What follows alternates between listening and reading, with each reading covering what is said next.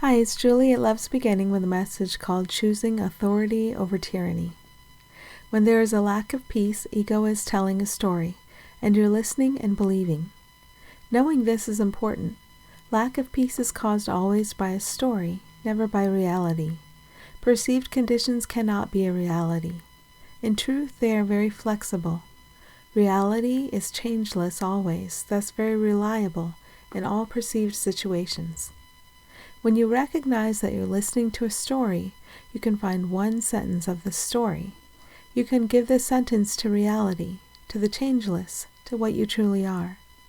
As you do this consistently, no story of suffering can hold together.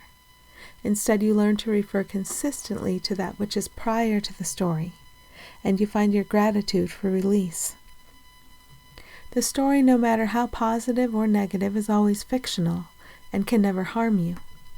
The story, no matter how relatively positive or negative, is always fictional and can never harm you or anyone you call other.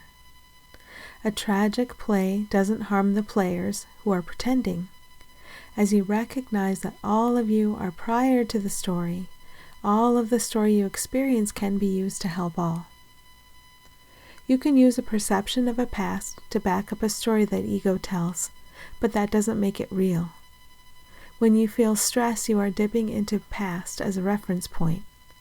Even when your stress seems to be about a future, you can only anticipate a future from a perception of the past. Here and now, you are safe. Here and now, you are guided.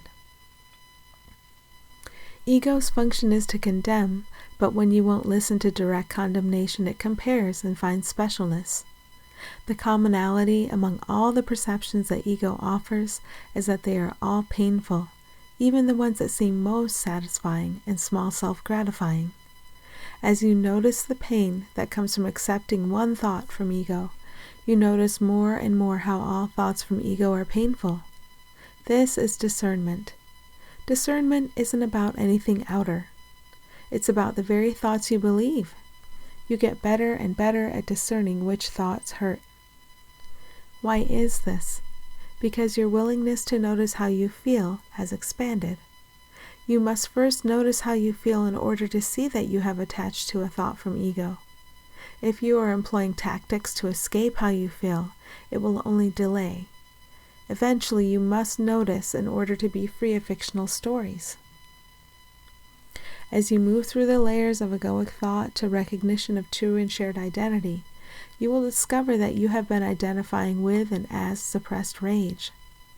The rage is covered over by thoughts that one is more or less anything than another. As you believe these thoughts and give them importance, you can ignore the rage that indicates you believe the separation is real, and you believe you are the ultimate wrongdoer. But as you stop believing these surface thoughts of comparison, you begin to feel the rage. You are safe here, as you feel this rage.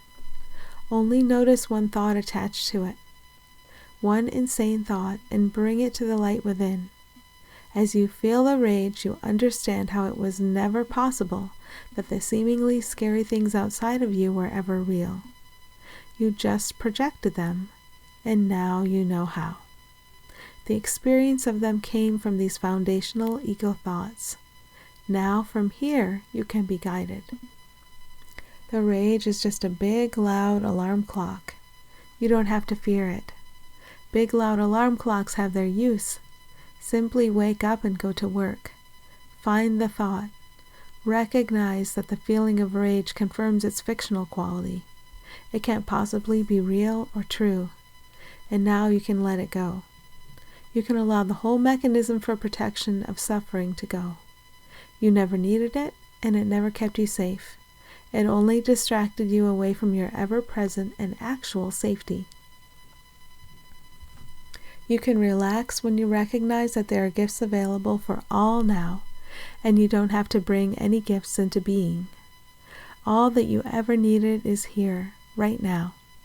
You don't have to be concerned about what forms this will take. Just stay here now and follow the authority of the true self of all. When you are upset, you have made a mistake. You have followed the tyranny of the separate self. This is never a problem. Simply recognize that your feeling right now is an indicator that you have placed yourself under the tyranny of the separate self. It's good that it is always a choice because that means you are never stuck. Remember the authority of the true and shared self, and find that spark of willingness that is always alive in all. Feel your willingness to allow this spark to expand and follow from here. The reset into rest is available to you as many times as you need it. You always have what you need, and you only need reach out to accept it. We are blessed because this is so. You and all are blessed because this is so. Thanks for listening.